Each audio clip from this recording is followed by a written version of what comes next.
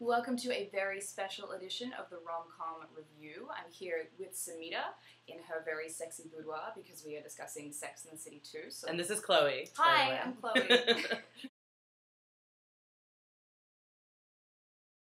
We have a couple of different themes to talk about. Let's talk about the homophobia, or the gay people as accents or accessories to the movie. Or convenient plot points. Yes.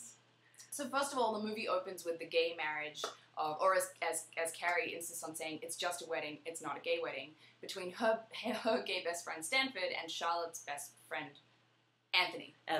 So I actually appreciated the wedding only because, I mean, granted it was a huge gay minstrel show, which we'll talk about in a minute, but I actually appreciated it because it starts the movie off with saying marriage is more than just between straight people, right? So you have this new conversation, this new way of finding love. But then it was just a train wreck. What happens next? So everything is white and sparkly. There are swans, there are musical theatre references, and then Liza Minnelli shows up and performs what is actually a physically painful rendition of Beyonce's Single Ladies. And I don't think you could possibly fit more gay stereotypes into a 10-minute block of film unless you had people having butt sex at the reception. It is so gay. Can you make jokes about people of a community that you're not even part of? Right? And so that kind of moves throughout the movie, right? This gay people are accessories. They're used to make points about straight people. Right. And so that brings us to the lesbian nanny. Right. So Charlotte has 2 kids now. After years of struggling with fertility issues, she now has 2 gorgeous kids. And she has a full-time live-in nanny. And the big issue is that this nanny is gorgeous and she doesn't wear a bra and she runs around with her boobs bouncing everywhere. And there are plenty of opportunities there for slow-mo. And for some reason she dances an Irish jig because she's Irish and she doesn't wear a bra, so of course she has to dance a jig.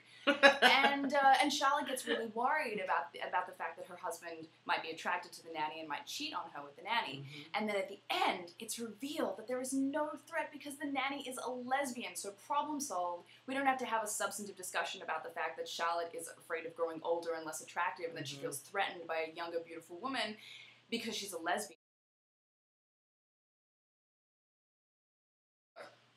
Consumerism. Okay, you know those movies where stuff is blowing up for no reason and people are getting shot with way more bullets than they need to, and you just kind of sit there going, why did you blow up that house or country or planet? It makes no sense. Right. This movie is like that with stuff.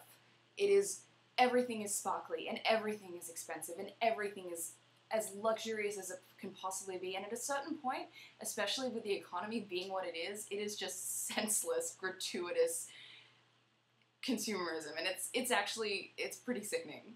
Yeah, I agree. I think the motherhood, the piece where we're supposed to somehow feel bad for Charlotte, right? Because she has a nanny and she doesn't have a full-time job, but that she still can't handle mothering. Right. Like you said, it is difficult to feel sorry for Charlotte because she has full-time help and she lives in a gorgeous apartment on the Upper East Side and she doesn't have a job.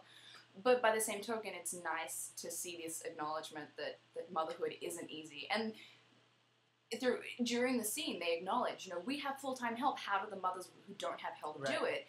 And they toast to those mothers, and it's this really uncomfortable... First world problems. First world problems. One of those moments throughout the movie that are misguided attempts at building relationships or some kind of visibility for marginalized populations, but ultimately fails to do so and actually disrupt the main narrative of the show. It's a show that started as a way to start and rewrite a narrative around romance. Ultimately, they all end up married and or with kids, with the exception of Samantha, who, without Samantha in this movie, there would be no sex. Yeah. She's the only one who we see having sex, and, she's the only way that they're staying true to the original purpose of the show, which is the idea that women could have sex like men. Yeah, absolutely. And so while I appreciated the final sentiment in the movie that you should find romance on your own terms and that, every relationship looks different depending on what it is, ultimately, consumerism and marriage were the 2 consolidated themes throughout the movie. Yeah.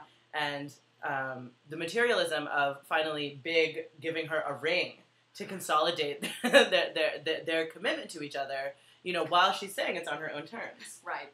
So the point of the movie, well, one of the major points in the movie is that Carrie is not a traditional girl. She resisted an engagement ring, and she didn't change her last name. And then at the end of the movie, to punish her for cheating on him, Big gives her this huge motherfucking diamond ring, which for a woman, you know, and it's as a reminder that she has to wear it every day to remind her that she is married and in a monogamous relationship. So for a woman who initially resisted an engagement ring, this is a pretty huge pendulum swing towards traditional marriage. Yes, absolutely. And so I think that pretty much sums up our views on Sex and the City. Yep. Thanks for watching, and if you're also interested in the racist aspects of Sex and the City, I also wrote a blog post about that.